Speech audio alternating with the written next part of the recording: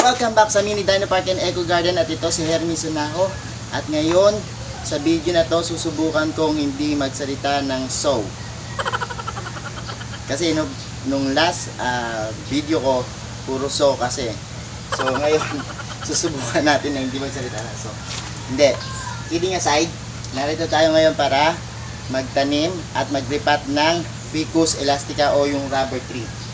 So meron ako dito ngayon dalawang rubber tree na iriripat. Yan.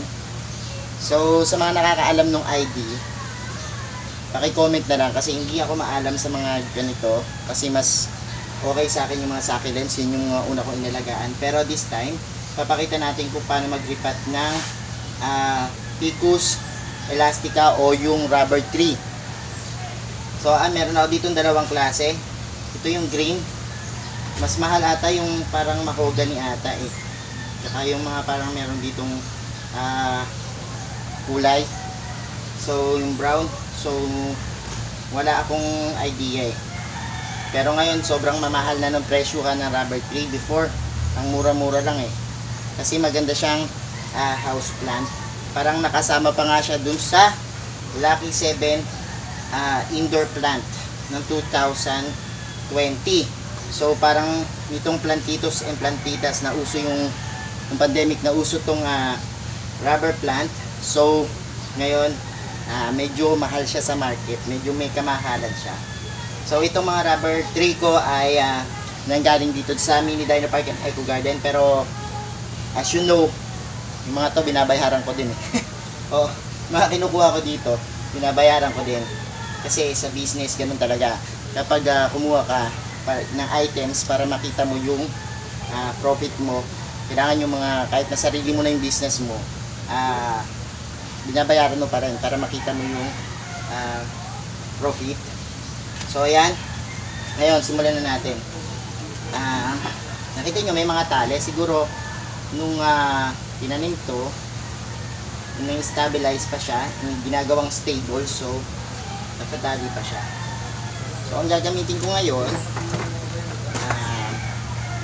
ito, gagamitin natin itong pot na to. Mas nagandahan ako, parang mas okay sa akin yung laki niya. Yan. So yan. So ayan yung mga rubber tree. Kung alam niyo yung ID, paki-comment po kung ano yung ID nito itong ating mga rubber tree. Itong isang variegated, tsaka itong isang green lang. So comment natin Okay.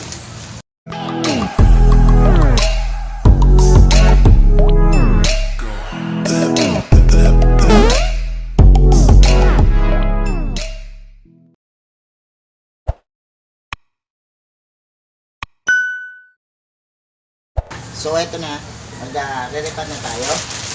Gamit natin ang MVP soil mix. Parang hahaluan ko siya ng yung original niyang soil. Haluan natin itong ating soil mix. So unahin natin itong green.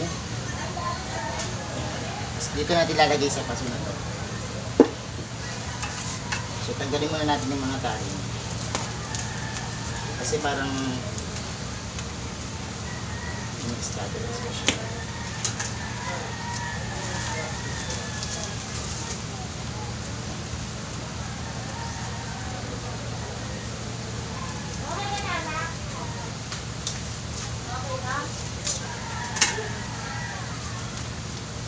So ang init dito sa greenhouse, pero ayos lang.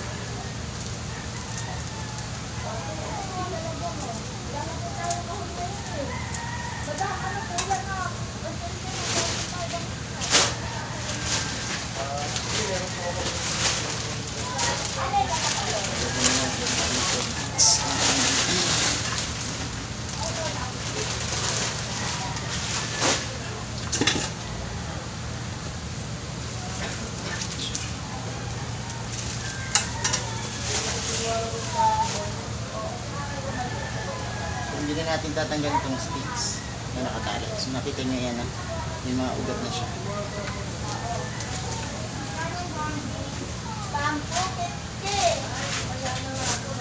So ayan.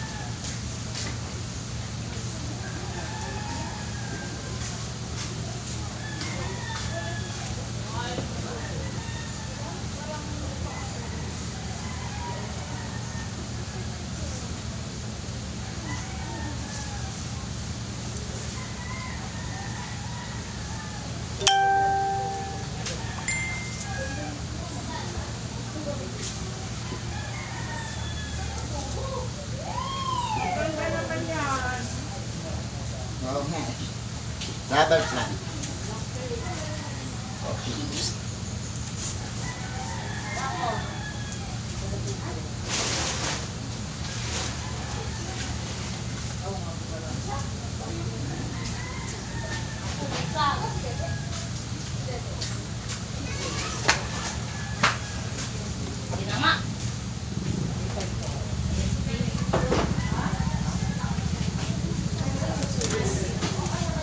Tayo. Naripat na isa. Sunod naman tong isa.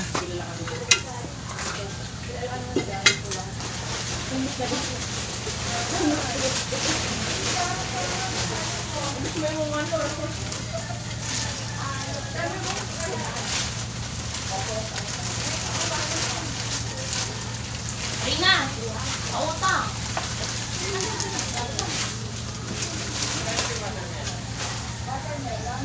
So, ayan po mga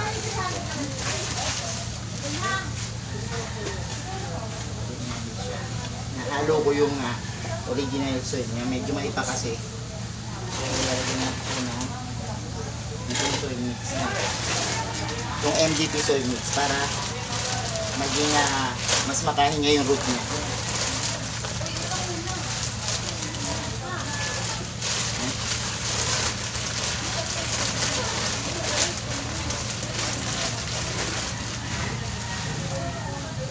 Ayan, sunod naman natin itong variegated. Variegated natin.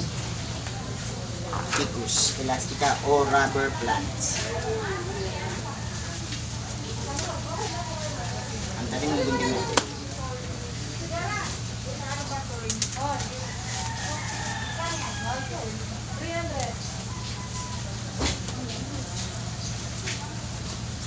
So, ayan.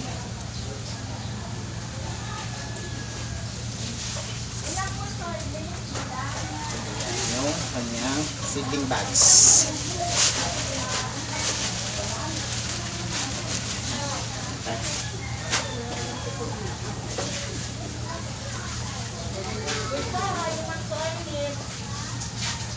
So, ito po ay itong ating nakita nyo yung ugat. Tignan natin siya lubugkan. Tapos nagawin lang natin siya ng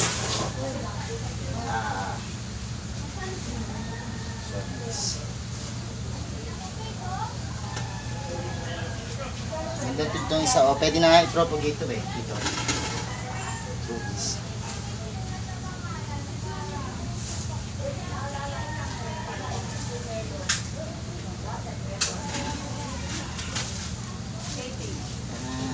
Buwan natin ang soil mix, yung kanyang original soil mix para maging gritty siya at para umano yung kanyang lupa.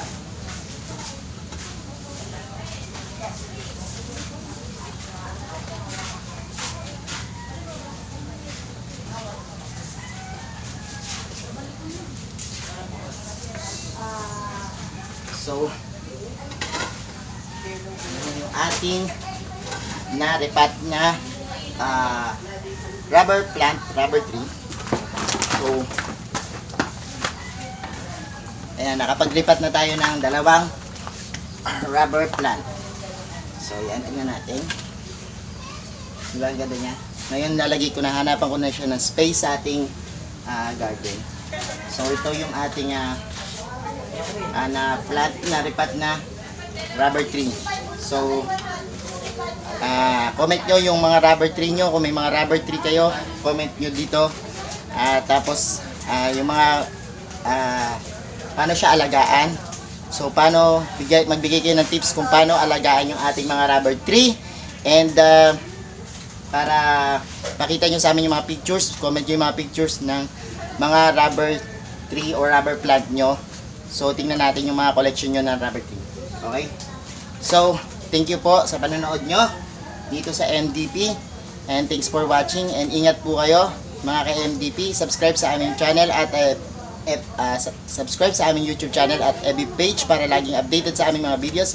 And thank you mga ka-MDP.